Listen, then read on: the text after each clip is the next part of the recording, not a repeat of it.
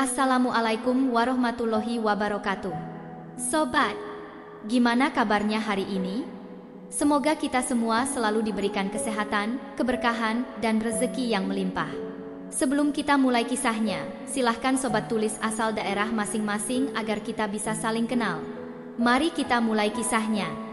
Raka baru saja menurunkan kopernya dari taksi yang membawanya ke desa Pematang Jaya, sebuah desa terpencil yang terletak di ujung utara Kabupaten Langkat, Sumatera Utara. Pemandangan yang terbentang di depannya sungguh berbeda dari kehidupan kota yang selama ini ia kenal. Sawah-sawah hijau terbentang luas, dikelilingi oleh kebun kelapa sawit yang tampak tak berujung. Udara yang lembab dan aroma tanah basah terasa kuat, namun tidak cukup untuk menghalau rasa penasaran yang terus menyelimuti pikirannya. Sebagai seorang jurnalis investigasi, Raka telah berkeliling ke banyak tempat untuk melaporkan kasus-kasus ketidakadilan, tetapi yang satu ini terasa berbeda. Informasi yang ia terima melalui saluran anonim tentang perbudakan di kebun kelapa sawit yang dikelola oleh seorang pejabat besar bernama Baharudin sangat mencurigakan. Baharudin dikenal bukan hanya sebagai pengusaha sukses, tapi juga sebagai ketua organisasi masyarakat yang punya banyak koneksi di dunia politik. Ini adalah kasus besar yang bisa membawa dampak besar jika berhasil dibongkar. Namun, saat ia berjalan di sepanjang jalan desa, ia merasakan ketegangan yang menebal di udara. Warga yang awalnya tampak sibuk dengan aktivitas mereka, kini mendadak terdiam begitu matanya bertemu dengan mereka.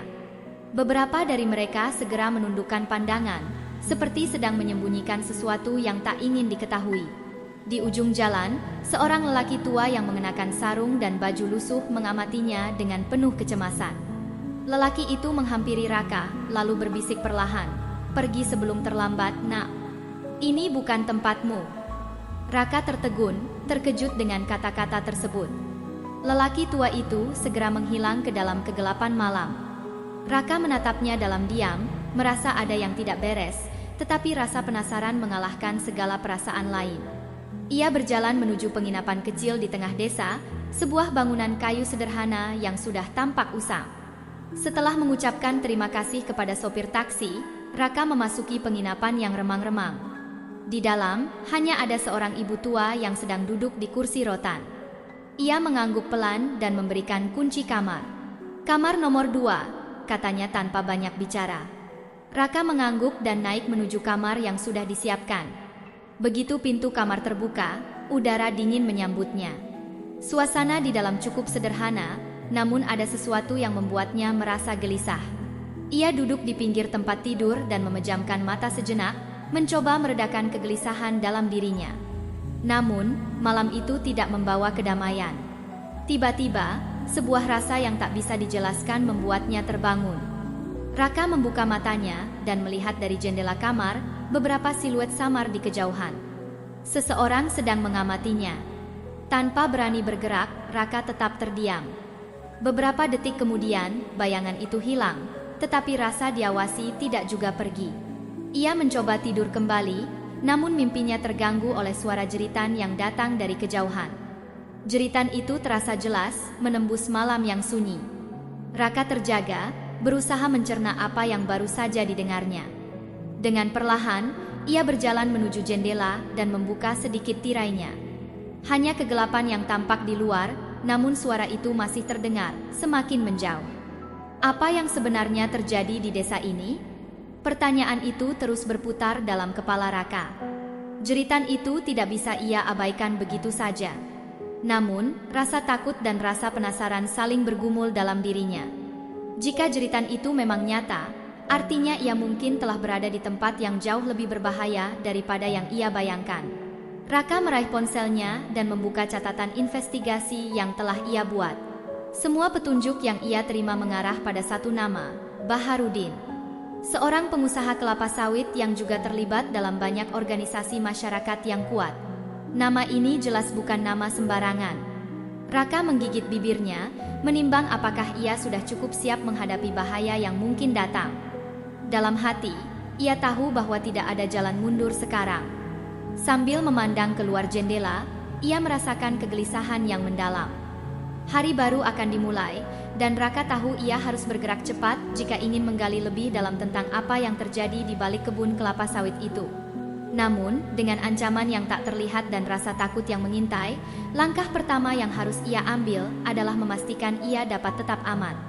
Tetapi rasa takut yang ada dengan jelas telah merasuki seluruh desa ini. Raka menyelinap keluar dari penginapan dengan langkah hati-hati. Pagi itu, udara terasa lebih panas dari biasanya. Matahari yang terik tidak mampu mengusir rasa dingin yang merayap di sepanjang tubuhnya. Dia tahu bahwa langkah-langkah kecilnya menuju kebun kelapa sawit milik Baharudin akan membawa dirinya lebih dekat kepada rahasia yang tersembunyi di balik pagar-pagar kebun itu. Desa Pematang Jaya tampak sunyi pada pagi hari, hanya suara jangkrik yang terdengar samar di kejauhan. Raka terus melangkah, memutuskan untuk tidak menghubungi siapapun, karena itulah yang diinginkan para penduduk. Mereka takut, dan semakin banyak orang yang datang, semakin banyak mata yang mengawasi. Ia harus bergerak cepat, tidak ada waktu untuk menunggu. Kebun kelapa sawit yang dimaksud terletak sekitar 2 km dari pusat desa. Raka berjalan menyusuri jalan setapak yang dikelilingi oleh tanaman sawit yang tinggi. Daun-daun yang bergoyang tertiup angin menciptakan suara yang bising, tetapi Raka tahu suara itu hanyalah ilusi yang menutupi suara nyata yang ia dengar di kejauhan, suara gemerisik langkah para penjaga. Ia merasakan ketegangan di sekelilingnya, namun ia tetap melangkah, mengikuti arah jalan menuju kebun milik Baharudin. Saat tiba di dekat kebun, Raka berhenti dan mengamati dengan seksama. Di sebelah kiri kebun, ia melihat 2 bangunan yang tampak terbuat dari kerangkeng besi yang tinggi. Bangunan itu mengingatkannya pada sebuah kandang besar, meskipun lebih rapat dan lebih terkunci. Raka menahan napas. Ia bisa melihat bayangan manusia yang tampak kurus bergerak perlahan di dalam kerangkeng. Tak bisa dipastikan apakah itu manusia atau bukan, tetapi Raka tahu bahwa itu bukanlah tempat yang biasa. Dia mendekat lebih jauh dengan hati-hati. Suara deru angin semakin keras, menutupi langkahnya. Ketika semakin dekat, ia bisa melihat dengan jelas. Beberapa orang berada di dalam kerangkeng tersebut. Tubuh mereka kurus, terlihat lemah, dan luka-luka di beberapa bagian tubuh mereka menunjukkan bahwa mereka telah lama menderita. Mereka berpakaian kotor, wajah mereka muram, seolah kehilangan semangat hidup. Salah satu dari mereka, seorang pria paruh baya dengan rambut yang hampir putih, memandangnya dengan tatapan penuh harapan. Tolong kami," suara itu terdengar lirih namun jelas. Raka merasakan tubuhnya kaku mendengar kata-kata itu. Rasa ngeri dan kasihan bercampur menjadi satu, tapi ia tahu bahwa ia tidak bisa mundur sekarang. Namun, sebelum ia bisa melakukan apa-apa, suara deru mobil terdengar di kejauhan. Raka buru-buru bersembunyi di balik tumpukan daun sawit yang rimbun. Ia bisa mendengar suara mobil semakin dekat, lalu berhenti tak jauh dari tempatnya berdiri. Lampu-lampu mobil menyinari kerangkeng dengan tajam. Beberapa pria berbadan besar, mengenakan pakaian serba hitam, keluar dari mobil. Mereka berbicara dengan suara rendah, namun nada mereka penuh ancaman. Raka menahan napas, bersembunyi di bawah tumpukan daun sawit yang basah. Beberapa detik terasa seperti berjam-jam, sementara pria-pria itu berdiri tidak jauh darinya. Dari tempat persembunyiannya, Raka bisa melihat bayangan mereka bergerak di sekitar kerangkeng. Mereka tampaknya sedang memeriksa sesuatu, atau mungkin seseorang. Ada suara rendah dari salah satu pria yang terdengar seperti perintah, namun tidak ada yang bisa Raka pahami. Waktu berlalu, dan meskipun jantung Raka berdetak kencang, ia tahu bahwa ia harus tetap diam. Suara langkah kaki pria-pria itu terdengar semakin menjauh, dan akhirnya, suara mobil yang mulai bergerak menjauh. Raka perlahan-lahan keluar dari persembunyiannya, memastikan bahwa tidak ada lagi yang mengawasi. Dia berdiri tegak dan melihat kembali kerangkeng yang ada di depannya. Ia ingin tahu lebih banyak, ingin tahu siapa mereka yang ada di dalam sana, dan apa yang telah terjadi dengan mereka. Namun, rasa takut yang mulai menguasainya membuat langkahnya terhenti sejenak. Dia tahu sekali lagi bahwa ia tidak bisa bergerak dengan sembarangan. Dengan langkah ragu, Raka mundur dan bersembunyi di balik semak-semak. Dalam kepalanya, berputar pertanyaan-pertanyaan yang lebih mendalam. Siapa yang mengurung mereka di sana? Kenapa mereka diperlakukan seperti itu? Dan apakah Baharudin tahu apa yang terjadi di kebunnya? Di tengah kebingungannya, Raka merasakan ada yang aneh. Suara jangkrik kembali terdengar, namun kini lebih keras, seolah-olah alam juga mulai menahan napas, seperti mengetahui apa yang baru saja terjadi di dalam kerangkeng. Raka memutuskan untuk kembali ke desa dengan berat hati, namun ia tahu bahwa hari ini, ia baru saja menemukan sesuatu yang lebih besar dari yang ia duga. Namun, apa itu? Dan siapa yang harus ia hadapi untuk mendapatkan jawabannya? Pagi itu, Raka memutuskan untuk lebih mendalam menyelidiki siapa sebenarnya Baharudin, orang yang telah disebut-sebut dalam banyak bisik-bisik warga sebagai sosok yang sangat berkuasa di Pematang Jaya. Baharudin bukan hanya pemilik kebun kelapa sawit yang luas, namun juga ketua pemuda Pancasila cabang desa ini. Nama Baharudin selalu dipuji di depan publik, tetapi Raka tahu bahwa kekuatan sejati tidak pernah begitu terbuka. Dari informasi yang ia peroleh, Baharudin adalah seorang pengusaha yang sangat kaya, dengan banyak koneksi politik dan aparatur negara. Berbagai proyek besar, terutama yang melibatkan perkebunan kelapa sawit, mengalir ke kantongnya, dan banyak yang mengatakan bahwa ia adalah orang yang tak tersentuh oleh hukum. Semakin dalam Raka menggali, semakin banyak jejak yang mengarah pada kekuasaan yang lebih besar dan lebih dalam daripada yang ia bayangkan. Setelah menghabiskan waktu di perpustakaan desa yang sederhana, Raka menemui beberapa orang yang pernah bekerja di kebun Baharudin, termasuk seorang pria bernama Ramli. Ramli adalah seorang petani yang dulu sempat bekerja di salah satu kebun kelapa sawit yang dimiliki oleh Baharudin di luar kota. Ia kini sudah pensiun dan tinggal di sebuah rumah kecil di pinggir desa Pematang Jaya. Jangan terlalu dalam mencari tahu, nak. Ramli memperingatkan Raka saat mereka duduk di teras rumahnya yang sederhana, dikelilingi oleh tanaman sayur. Baharudin itu bukan orang yang bisa disentuh begitu saja. Dia punya teman-teman yang berkuasa. Semua yang terjadi di kebun itu, dia tahu. Banyak orang yang sudah berusaha melawan, tapi hilang begitu saja. Ramli menatap tanah dengan tatapan kosong, seolah mengingatkan dirinya sendiri akan masa lalu yang sulit. Raka mencatat dengan hati-hati apa yang disampaikan oleh Ramli. Apa yang terjadi dengan mereka yang hilang, Pak Ramli? Tanya Raka dengan hati-hati, berusaha tidak menggali terlalu dalam, meskipun rasa penasaran menggelora dalam dirinya. Ramli menghela napas panjang. Ada yang hilang, ada yang dipindahkan. Orang-orang itu pergi, seolah-olah tak pernah ada. Ada yang berusaha melapor ke polisi, tapi tak ada yang pernah mendengar kabar mereka lagi. Hanya saja, kita di sini tidak bisa berbuat banyak. Sebelum Raka bisa mengajukan pertanyaan lebih lanjut, seorang wanita tua bernama Ibu Murni datang menghampiri mereka. Ibu Murni adalah seorang janda yang telah lama tinggal di Pematang Jaya. Beberapa tahun yang lalu, anaknya yang bernama Dedi bekerja di kebun Baharudin. Anak lelaki itu, seperti banyak pekerja lainnya, tidak pernah pulang setelah bekerja di kebun sawit. Ibu Murni duduk dengan tangan gemetar di pangkuannya, memegang sebuah foto lama. "Ini anak saya, Dedi," katanya dengan suara parau, menunjuk foto hitam putih yang memudar. Dia bekerja di kebun Baharudin, dan suatu hari dia menghilang.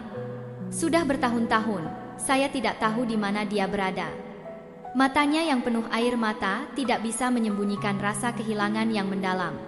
Raka merasa ada beban berat yang menyelubungi desa ini. Setiap orang yang ia temui, baik Ramli, Ibu Murni, atau orang-orang lainnya, semuanya terikat oleh rasa takut yang sama. Baharudin tidak hanya menguasai tanah, ia juga menguasai kehidupan mereka. Raka mencoba menenangkan Ibu Murni, meskipun dalam hatinya, ia tahu bahwa ia hanya bisa memberikan sedikit kenyamanan. "Saya akan mencari tahu lebih lanjut, Bu. Saya janji," katanya dengan lembut. Ibu Murni mengangguk pelan, meskipun tampak ragu. "Jangan seperti Dedi, nak. Kalau kau ingin mencari kebenaran, hati-hati. Jangan sampai kau jadi seperti dia." Setelah berbicara lebih lama, Raka berpisah dengan Ibu Murni dan Ramli dan kembali ke penginapan. Meskipun ia semakin yakin bahwa ada sesuatu yang sangat salah di kebun sawit Baharudin, ia juga merasakan semakin banyak bahaya yang mengintainya. Warga desa yang takut dan mereka yang pernah bekerja di kebun tersebut, seperti Ramli dan Ibu Murni, tampaknya sudah menyerah pada takdir mereka. Mereka tahu melawan Baharudin adalah sesuatu yang mustahil, dan siapapun yang mencoba akan terhapus dari ingatan orang lain. Pada malam harinya, setelah makan malam di warung kecil yang ada di dekat penginapan, Raka duduk termenung, mencoba mencerna semua yang telah ia pelajari. Namun, meskipun banyak petunjuk yang mengarah pada perbudakan yang terjadi di kebun kelapa sawit Baharudin, masih ada satu hal yang mengganjal. Siapa yang sebenarnya bertanggung jawab atas apa yang terjadi di dalam kebun itu? Apakah Baharudin hanya sebatas seorang pengusaha yang kaya dan berkuasa, atau ada yang lebih besar yang melibatkan dirinya? Pikiran Raka terus berputar, namun satu hal yang pasti, dia harus terus maju. Ia tidak bisa berhenti sekarang. Kebun kelapa sawit itu menyimpan terlalu banyak rahasia, dan meskipun ada ancaman yang mengintai, Raka tahu bahwa ia telah melangkah terlalu jauh untuk mundur. Raka berbaring di tempat tidurnya, memejamkan mata, dan berusaha tidur meskipun kegelisahan terus mengganggu pikirannya. Namun, sebelum tidur, ia tak bisa menghilangkan bayangan wajah Ibu Murni dan Dedi yang menghilang. Rasa berat di dadanya semakin membesar, dan malam itu, ia hanya bisa terjaga dalam diam, menunggu hari baru untuk mencari lebih banyak petunjuk tentang siapa Baharudin sebenarnya. Raka berjalan menyusuri jalan setapak yang menembus kebun kelapa sawit milik Baharudin. Setelah beberapa hari bertanya kepada orang-orang di desa, ia akhirnya memutuskan untuk menyamar sebagai pekerja. Dia tahu ini adalah satu-satunya cara untuk mengungkapkan apa yang sebenarnya terjadi di kebun sawit itu, meski konsekuensinya bisa sangat berbahaya. Semua orang di desa sudah sangat takut untuk berbicara, bahkan yang sekadar bertanya sedikit lebih banyak dari biasanya. Mereka tahu, semakin banyak yang diketahui, semakin dekat mereka dengan bahaya. Pagi itu, matahari terik menyinari rimbunnya daun sawit. Udara terasa panas dan lembab, tetapi Raka tidak memperdulikan cuaca. Ia hanya ingin mengetahui dengan pasti apa yang terjadi di kebun ini. Kebun kelapa sawit ini, yang luasnya lebih dari 100 hektar, membentang tanpa henti hingga batas cakrawala. Mesin-mesin besar terlihat di kejauhan, dengan beberapa pekerja yang tampak sibuk di bawah sinar matahari yang terik. Raka mengambil pekerjaan sebagai buruh biasa, sebagai pemetik buah kelapa sawit. Untuk masuk ke dalam sistem ini, ia harus terlihat seperti salah satu dari mereka. Di pagi hari, ia berdiri di antara para pekerja yang telah memulai aktivitas mereka lebih awal. Di antara mereka, ada beberapa wajah yang tampak lelah, tetapi lebih banyak lagi yang tampaknya sudah terbiasa dengan kehidupan yang keras di kebun itu. Raka berjalan mengikuti arahan seorang mandor bernama Pak Surya. Pak Surya adalah seorang pria paruh baya dengan tubuh kekar dan tatapan mata yang keras. Suaranya yang lantang menggema di seluruh kebun saat ia memberi instruksi kepada pekerja. Cepat, kalian harus lebih cepat. Tidak ada tempat untuk yang lambat di sini, teriak Pak Surya dengan penuh amarah. Pekerja yang terdekat segera bergerak lebih cepat, meskipun mereka tampak kelelahan. Di tengah kebun, Raka mulai merasakan betapa beratnya pekerjaan ini.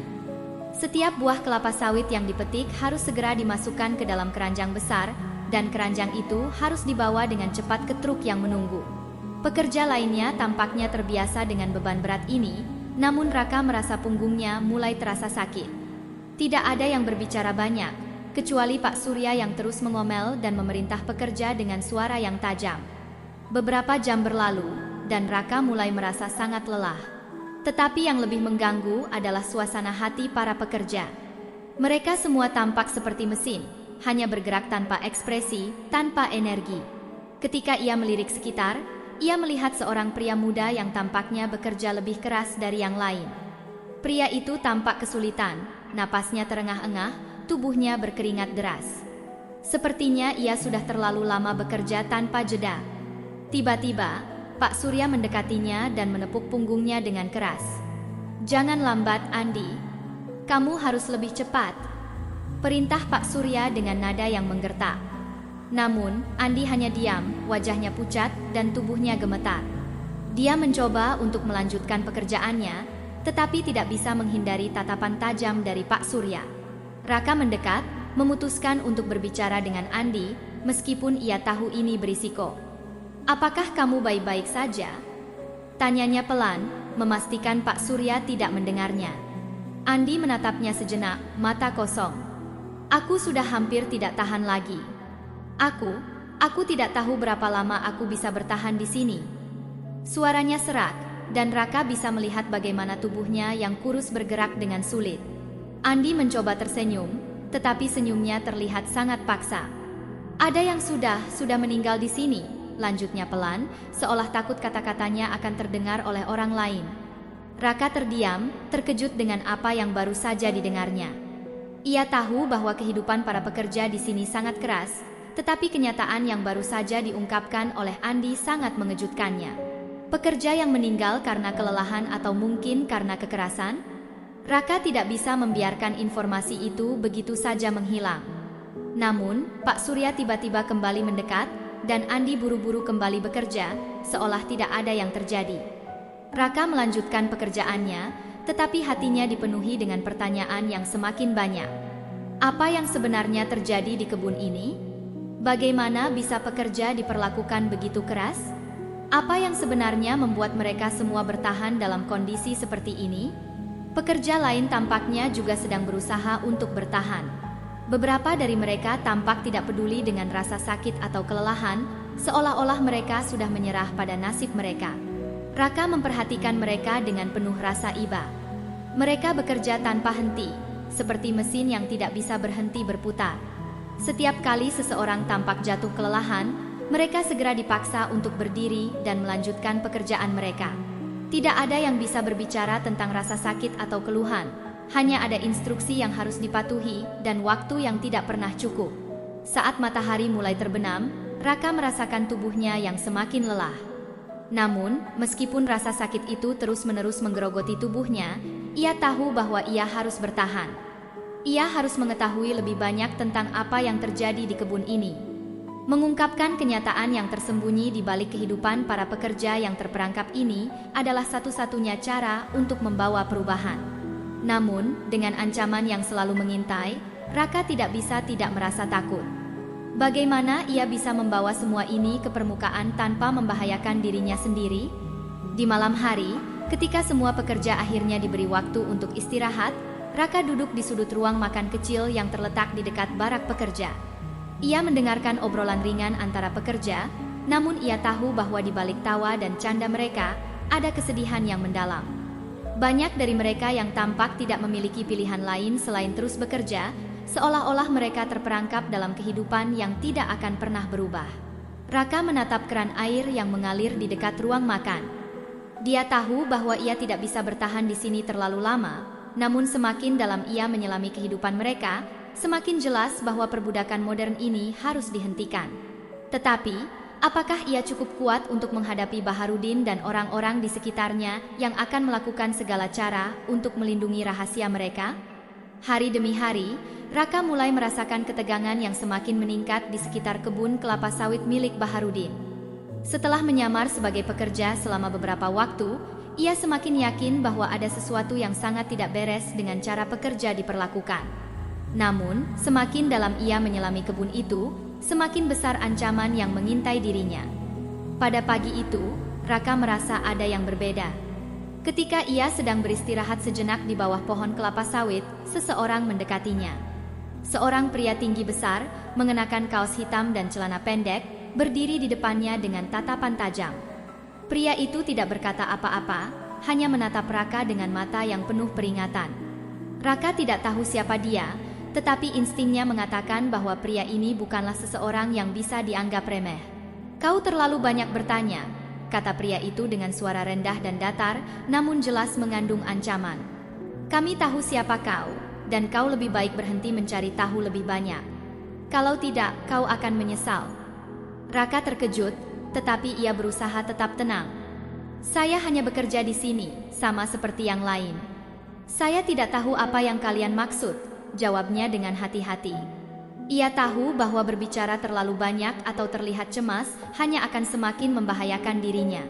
Pria itu tidak menjawab, hanya tersenyum tipis sebelum berbalik dan berjalan menjauh. Raka mengamati langkahnya yang berat, yang mengarah ke tempat lebih jauh di dalam kebun. Walaupun pria itu tidak mengatakan apapun lebih lanjut, Raka merasakan ancaman yang kuat di balik setiap kata yang diucapkannya. Baharudin atau orang-orang di sekitarnya ternyata sudah mulai memperhatikan gerak-geriknya. Siang harinya, Raka kembali ke penginapan dengan hati-hati, mencoba untuk tetap tidak menarik perhatian. Tetapi saat ia tiba di kamarnya, perasaan yang sama sekali tidak menyenangkan menyelimutinya. Begitu ia membuka pintu kamar, matanya langsung tertuju pada ruangan yang seakan telah digeledah. Bantal dan selimut tergeletak di lantai, dan barang-barangnya yang tertata rapi kini terlihat berantakan. Raka berjalan pelan ke dalam kamar, memeriksa keadaan sekitar. Ia menemukan sebuah amplop berisi uang dan selembar catatan di atas tempat tidurnya. Tanpa membuka amplop tersebut, Raka sudah bisa menebak siapa yang mengirimnya. Hatinya mulai berdebar lebih cepat. Di selembar catatan itu tertulis pesan singkat, "Pulang sebelum terlambat." Raka bisa merasakan peringatan yang terkandung dalam kalimat itu, sebuah ancaman yang sangat jelas. Apa yang bisa ia lakukan? Meninggalkan tempat ini dengan bukti yang masih terbatas akan membuat usahanya sia-sia. Namun, bertahan terlalu lama di sini bisa membuatnya terperangkap dalam situasi yang tidak bisa ia kendalikan. Raka mencoba menenangkan dirinya, berpikir sejenak. Apa yang bisa ia lakukan dengan situasi yang semakin menekan ini? Ia perlu mencari cara untuk melanjutkan penyelidikannya. Namun di sisi lain, ancaman yang semakin nyata ini membuatnya ragu. Ia duduk di atas tempat tidur, menatap amplop yang masih tertutup. Rasanya, ia bisa mendengar detak jantungnya yang semakin cepat, seperti suara langkah yang datang mendekat. Tak lama setelah itu, Raka mendengar suara langkah berat di luar pintu kamarnya. Ia berhenti bergerak, menahan napas. Dari celah pintu, ia melihat dua pria yang berdiri berjaga, menatap ke arahnya dengan tatapan tajam. Mereka jelas bukan orang yang bisa diajak berkompromi. Raka merasa seakan-akan ada dua pasang mata yang terus mengawasinya, memastikan bahwa ia tidak akan lolos begitu saja. Raka tahu, ia tidak bisa tinggal diam. Ia harus keluar dan segera melaporkan temuan-temuannya. Namun, di luar sana, ada risiko besar menunggunya. Baharudin memiliki pengaruh yang sangat besar, dan tidak ada yang berani melawan kekuasaannya. Apalagi setelah peringatan yang sangat jelas ini. Apa yang harus ia lakukan? Ia tidak bisa kembali begitu saja tanpa bukti yang lebih kuat, tetapi terus berada di desa ini juga berarti menaruh dirinya dalam bahaya besar. Sementara itu, di luar, dua pria yang berjaga mulai bergerak menuju pintu. Raka tahu waktu semakin sedikit. Ia harus segera menentukan langkah berikutnya. Tapi, saat ia menoleh kembali ke amplop yang tergeletak di atas tempat tidurnya, sesuatu dalam dirinya merasa ragu. Jika ia terus maju, bagaimana ia bisa melindungi dirinya? Dan, apakah ada jalan untuk mengungkapkan kebenaran tanpa membahayakan lebih banyak orang? Kaki Raka terhenti di ambang pintu kamar, tangan menggenggam kunci pintu yang hampir terlepas. Ia menatap pria-pria itu, yang semakin mendekat dengan setiap detik yang berlalu. Hanya ada satu pilihan yang tersisa. Raka tidak pernah membayangkan bahwa kehidupannya bisa berubah secepat ini. Hatinya berdebar hebat saat ia berdiri di depan pintu kamar penginapan di desa Pematang Jaya, mencoba menenangkan pikirannya. Uang yang ada di dalam amplop itu, serta peringatan yang jelas, semakin memperkuat ketakutannya. Pria-pria yang berjaga di luar kamar sudah mulai bergerak, mendekat dengan langkah-langkah berat yang membuat suasana menjadi sangat tegang. Ia mengintip melalui celah pintu dan melihat dua sosok yang berjaga di luar, berbadan besar dan tampak siap untuk menghalangi siapapun yang mencoba melarikan diri. Raka tahu, jika ia tidak segera bertindak, dirinya akan terperangkap di sini tanpa bisa keluar lagi. Ia harus pergi sekarang juga. Dengan langkah cepat namun hati-hati, Raka membuka jendela kamar dan melompat keluar, mendarat di tanah dengan pelan. Ia berlari kecil menyusuri halaman belakang penginapan, menghindari jalan utama. Udara malam yang lembab menyapanya, membuat napasnya semakin berat. Ia tahu bahwa waktu tidak banyak. Setiap langkah yang ia ambil semakin membuatnya terperangkap lebih dalam, tetapi ia tidak bisa berpikir panjang sekarang. Ia harus melarikan diri. Di luar penginapan, jalanan desa masih sepi, hanya suara angin yang terdengar di antara pepohonan yang bergoyang. Raka berlari melewati beberapa rumah yang tampak tertutup rapat. Sesekali, matanya melirik ke belakang, memastikan bahwa tidak ada yang mengikutinya. Meski langkahnya terasa ringan, rasa cemas menguasai seluruh tubuhnya. Adrenalin mengalir deras, membuatnya lebih waspada terhadap setiap suara kecil di sekitar. Jalan menuju kota terdekat, yakni kota Binjai, tidak terlalu jauh. Raka tahu, jika ia bisa mencapai kota itu, Ada kemungkinan ia bisa mendapatkan bantuan untuk melaporkan semua yang telah ia temukan. Namun, perjalanan itu sangat berbahaya, terutama di malam hari seperti ini. Desa Pematang Jaya terletak jauh dari keramaian, dan jalanan yang harus dilalui Raka bukanlah jalan yang aman. Ia harus menyusuri hutan dan beberapa jalan yang sepi, yang kerap digunakan oleh kendaraan besar yang keluar masuk kebun kelapa sawit. Setiap langkah yang ia ambil, jantungnya terasa semakin cepat. Ada rasa takut yang tidak bisa dijelaskan, seperti ada seseorang yang selalu mengikutinya, meskipun ia tidak melihat siapapun. Namun, ia terus melangkah. Raka tahu bahwa jika ia berhenti, jika ia ragu, itu bisa berarti akhir dari segalanya. Sesampainya di pinggir desa, Raka melihat dua sepeda motor melaju dengan cepat dari arah yang berlawanan. Mereka melewati jalan utama desa, namun Raka bisa merasakan ketegangan di udara. Matanya tertuju pada dua pengendara yang melintas itu. Mereka mengenakan jaket hitam, helm tertutup rapat. Raka bersembunyi di balik pohon besar, berusaha menghindari perhatian mereka. Motor itu melaju cepat, namun Raka bisa merasakan kehadiran mereka yang semakin mendekat. Ia merasa terjebak. Tidak ada banyak waktu. Pikirannya berputar cepat, mencari jalan keluar. Tetapi di tengah hutan yang gelap ini, pilihan itu semakin sedikit. Raka tahu bahwa jika mereka menemukan jejaknya, semuanya akan berakhir. Raka meraba-raba sakunya, memastikan bahwa ponselnya masih ada. Ia memutuskan untuk terus bergerak menuju kota, meskipun rasa takut itu semakin mencekam. Sepeda motor itu semakin mendekat, suara mesinnya yang menderu terdengar jelas di telinga Raka. Ia mengintip sekali lagi, melihat dua motor yang kini hampir berada di dekatnya. Raka bergegas melangkah, berusaha untuk tidak menimbulkan suara. Tiba-tiba, sebuah truk besar muncul di tikungan jalan, menghentikan laju sepeda motor tersebut. Truk itu berhenti tepat di depan jalan yang menuju keluar desa, seolah-olah menutup jalan pelarian Raka. Raka tersentak, terkejut oleh kebetulan yang sangat tak terduga. Ia berhenti sejenak di balik pohon, melihat dengan cemas kendaraan besar itu yang kini terparkir menghalangi jalan. Seketika, suara rem truk yang mendekat terdengar keras, membuatnya semakin terjepit di balik pohon. Raka bisa merasakan jantungnya berdetak kencang. Setiap detik terasa begitu lama. Ia harus berpikir cepat. Tidak ada waktu untuk ragu. Begitu truk itu berhenti, Raka mengambil keputusan. Ia tidak bisa lagi menunggu. Tanpa banyak berpikir, ia melompat ke sungai yang ada di dekatnya, membiarkan tubuhnya hanyut terbawa arus.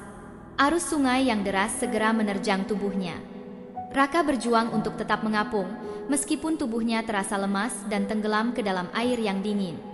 Ia tidak tahu seberapa jauh sungai ini akan membawanya, tetapi ia tidak bisa kembali. Di dalam kegelapan malam yang pekat, suara tembakan terdengar samar, namun Raka sudah terlalu jauh untuk mendengarnya dengan jelas. Tubuhnya dihantam oleh arus sungai yang kuat, dan meskipun tubuhnya lelah, ia terus bertahan. Ia tahu bahwa pelariannya ini bukan tanpa risiko, tetapi itu adalah satu-satunya cara untuk bertahan hidup, satu-satunya cara untuk melanjutkan misi yang telah dimulai. Tanpa menyerah, ia mengarahkan tubuhnya mengikuti aliran air yang membawa harapan sekaligus ancaman. Raka tidak tahu berapa lama ia terhanyut dalam arus sungai yang gelap, tubuhnya lelah dan jantungnya masih berdetak kencang. Tubuhnya hampir tidak bisa bergerak lagi, namun ia berusaha keras untuk tetap mengapung, berpegangan pada batu besar yang ia temui di tengah aliran. Akhirnya, setelah beberapa saat yang terasa sangat panjang, ia berhasil mencapai tepi sungai dan menarik tubuhnya ke daratan. Dengan tubuh yang masih gemetar, Raka merangkak ke atas tanah yang kering dan memeriksa sekelilingnya. Ia tidak tahu di mana tepatnya ia berada. Hanya kegelapan yang menyelubungi, dan suara alam yang sesekali terdengar. Hutan yang lebat mengelilinginya, dan ia merasa sangat terasing. Rasa takut kembali menyelimuti hatinya, tapi ia tahu satu hal, ia tidak bisa berlama-lama di sini. Tidak ada tempat yang aman. Dengan berpegangan pada semangat yang masih tersisa, Raka melangkah perlahan, mencoba mencari jalan keluar. Ia harus menuju kota, dan ada satu tempat yang ia tahu bisa memberinya perlindungan. Rumah Pak Samin, seorang mantan pekerja kebun sawit yang pernah melarikan diri beberapa tahun lalu. Pak Samin, yang kini tinggal di sebuah rumah sederhana di tepi hutan, adalah salah satu orang yang bisa memberi petunjuk yang lebih jelas tentang apa yang sebenarnya terjadi di kebun Baharudin. Setelah berjam-jam berjalan, akhirnya Raka tiba di rumah Pak Samin yang terletak di ujung desa. Rumah itu kecil, dibangun dari kayu, dengan atap yang sudah mulai rapuh.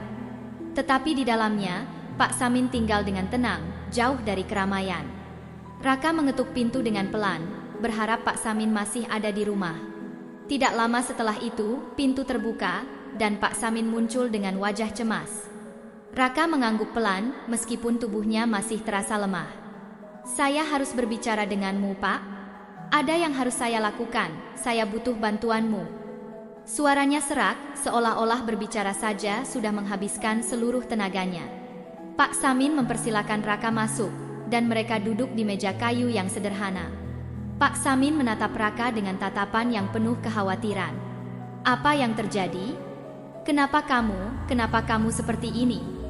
Raka menatapnya dalam-dalam, menyusun kata-kata sebelum akhirnya berbicara. "Pak, saya sudah melihat cukup banyak. Kebun itu, ada yang salah. Banyak pekerja yang diperlakukan dengan tidak manusiawi. Saya ingin mengungkapkan semuanya, tapi saya butuh bukti. Saya tahu ada rekaman atau foto yang bisa membantu. Apa kamu punya sesuatu?" Pak Samin terdiam sejenak, menatap lantai. Ia menghela napas panjang, kemudian bangkit dan pergi ke sebuah lemari kayu tua. Di dalamnya, ia mengeluarkan sebuah kotak kecil yang terkunci rapat. Dengan hati-hati, Pak Samin membuka kotak itu, dan di dalamnya terdapat tumpukan foto-foto lama dan sebuah kamera kecil. "Ini," kata Pak Samin pelan, "semua yang aku simpan." Raka mengambil kamera itu, tangannya gemetar saat ia memegangnya. Foto-foto itu tampak seperti bukti yang ia cari. Foto-foto pekerja yang terkurung di dalam kandang logam, foto-foto tubuh yang tampak kurus dan lemah. Itu adalah gambar-gambar yang menggambarkan apa yang terjadi di kebun Baharudin. Raka tahu dengan bukti ini, ia bisa mengungkapkan semuanya ke pihak berwenang. Tapi di saat yang sama, ia juga tahu bahwa ia baru saja menginjakkan kaki lebih dalam ke dalam bahaya. "Apa yang harus saya lakukan dengan ini, Pak?" tanya Raka. Matanya tidak bisa lepas dari foto-foto yang ada di tangannya. Pak Samin menatapnya dengan penuh keprihatinan. "Kau harus berhati-hati, Nak. Baharudin punya banyak koneksi. Jika dia tahu kau sudah mendapatkan bukti ini, bisa jadi kau yang jadi sasaran. Jangan terburu-buru. Aku hanya bisa memberimu bukti, bukan melindungimu." Raka terdiam, memikirkan kata-kata Pak Samin. Ia tahu bahwa dengan bukti ini, ia bisa pergi ke media atau pihak berwenang dan mengungkapkan apa yang terjadi. Namun, itu juga berarti ia akan berhadapan langsung dengan kekuatan besar yang dimiliki oleh Baharudin. Ia merasakan beratnya keputusan yang ada di tangannya. Pak Samin kembali duduk di kursinya, matanya tampak penuh dengan kecemasan yang mendalam.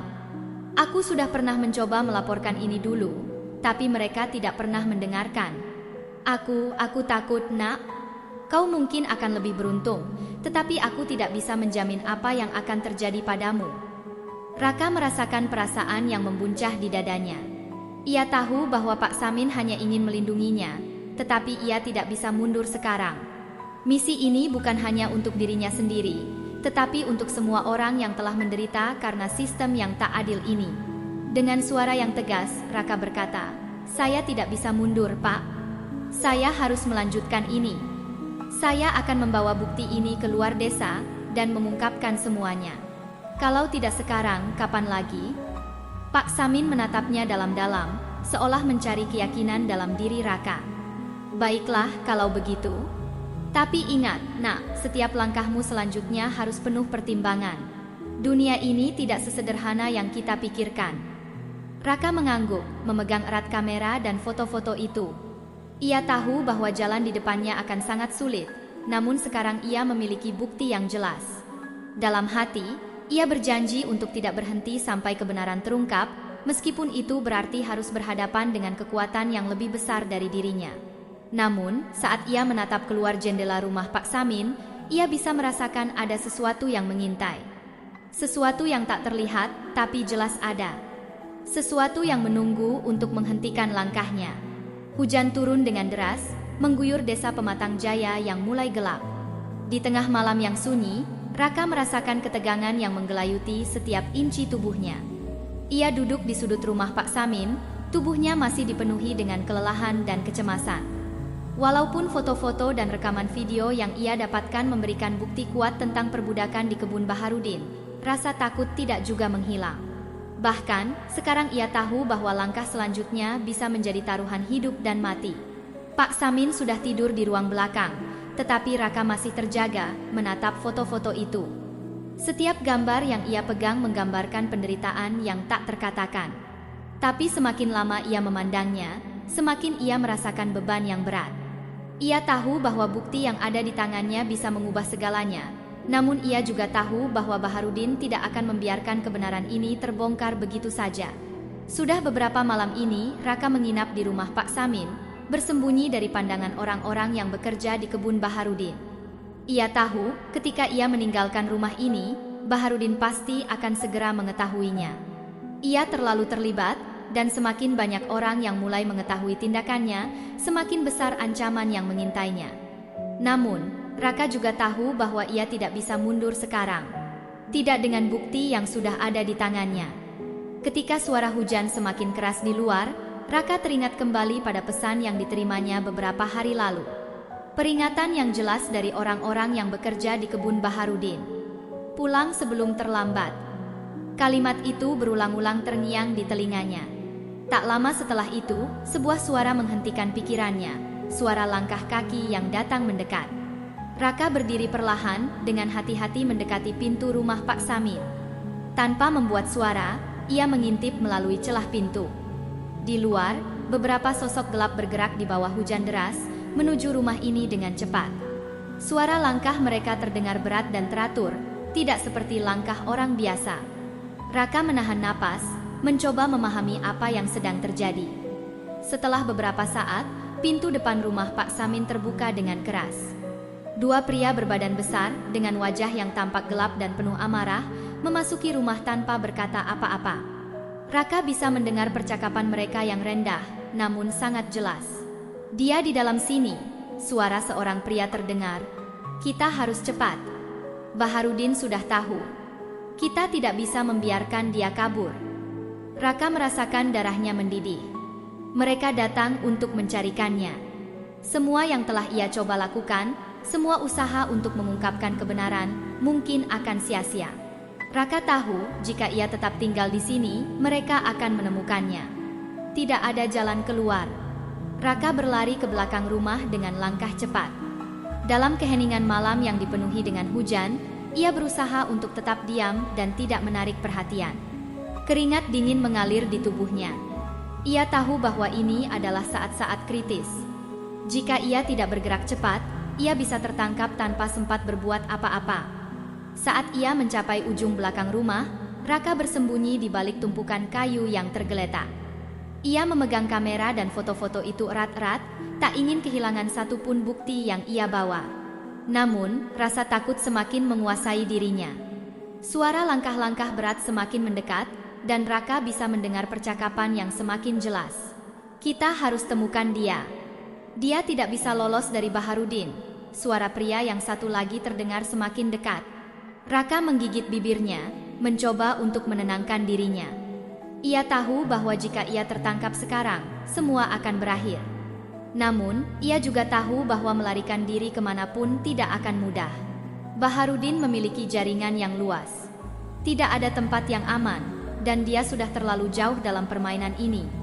Dengan langkah hati-hati, Raka berbalik dan menyusuri jalan setapak yang gelap, melewati kebun kecil di belakang rumah Pak Samin. Hujan semakin deras, menambah ketegangan dalam perjalanan malamnya. Ia berlari, tidak tahu harus kemana, hanya ingin menjauh sejauh mungkin. Semakin jauh ia pergi, semakin besar perasaan bahwa dirinya sedang diburu. Setiap detik terasa lebih berat dari sebelumnya. Ia bisa merasakan mata-mata yang mengintainya, bahkan jika ia tidak melihat siapapun di belakangnya. Sesekali, ia mendengar suara kendaraan yang melaju kencang, semakin mendekat, namun ia tidak berani menoleh. Ia harus terus berlari, terus bersembunyi. Dalam kegelapan malam yang pekat, Raka berlari menuju pinggiran desa, meninggalkan jejak yang samar. Hujan yang semakin deras hanya menambah kecemasan dalam dirinya. Semakin jauh ia melangkah, semakin ia menyadari bahwa perjalanannya baru saja dimulai. Tetapi di saat yang sama, ia juga tahu bahwa melanjutkan perjalanan ini berarti menghadapi Baharudin, dan mungkin juga menghadapi lebih banyak bahaya dari yang ia bayangkan. Namun dalam pikirannya, satu hal yang jelas, tidak ada jalan mundur lagi. Pagi itu, Raka berjalan dengan cepat di sepanjang jalan yang sempit menuju kota Binjai, hati dan pikirannya dipenuhi dengan ketegangan. Setiap langkah terasa berat, namun ia tahu bahwa ia harus terus melangkah. Foto-foto dan rekaman yang ia bawa adalah satu-satunya bukti yang bisa mengungkapkan kebenaran. Dan jika ia gagal, semua yang telah ia perjuangkan akan sia-sia. Ia merasakan hujan ringan yang mulai turun, membuat jalanan semakin licin dan berlumpur. Raka mengenakan jaket tipis yang sudah basah, dan semangatnya semakin tergerus oleh rasa takut yang terus menghantuinya. Di dalam tasnya, ia memegang erat kamera dan foto-foto yang disembunyikan, menyadari betapa berharga setiap detik perjalanan ini. Jika ia bisa sampai ke kota dan menghubungi media, maka semua yang telah ia temui bisa dibawa ke permukaan. Namun, setiap detik yang berlalu membawa ketegangan yang semakin meningkat. Di sepanjang perjalanan, Raka tidak bisa mengabaikan perasaan bahwa ia sedang diawasi. Sesekali, ia melihat kendaraan besar yang lewat, dan setiap kali itu terjadi, hatinya berdebar lebih cepat. Tidak ada yang pasti. Baharudin dan orang-orang di sekitarnya memiliki cara-cara yang sulit dipahami. Ia merasa seolah-olah ia dikelilingi oleh bayangan, oleh sesuatu yang tidak terlihat, namun mengintai di setiap sudut. Setelah beberapa jam berjalan, Raka akhirnya mencapai perbatasan kota Binjai, kota terbesar di sekitar desa Pematang Jaya. Ia merasa sedikit lega, meskipun kota ini juga terasa asing baginya. Kota yang dulu mungkin dianggap sebagai tempat yang aman, kini terasa penuh dengan ancaman yang tak terlihat. Raka harus segera mencari teman yang bisa membantunya menyebarkan bukti yang ia miliki, namun ia tidak tahu siapa yang bisa ia percaya. Kebenaran yang ia pegang begitu berharga, dan setiap orang yang mendekat bisa saja menjadi bahaya. Raka berjalan menuju pusat kota, melewati jalanan yang sibuk. Beberapa kendaraan melintas, dan orang-orang sibuk dengan kegiatan mereka. Namun, Raka merasa seperti orang asing di tengah keramaian ini. Setiap kali seseorang melintas terlalu dekat, ia merasakan perasaan cemas yang menyelimuti dirinya, takut bahwa orang-orang ini mungkin tahu apa yang ia bawa. Ia berhenti di sebuah warung kopi kecil di sudut jalan, tempat yang menurutnya aman untuk beristirahat sejenak. Di dalam warung, hanya ada beberapa orang yang sedang duduk dan berbincang.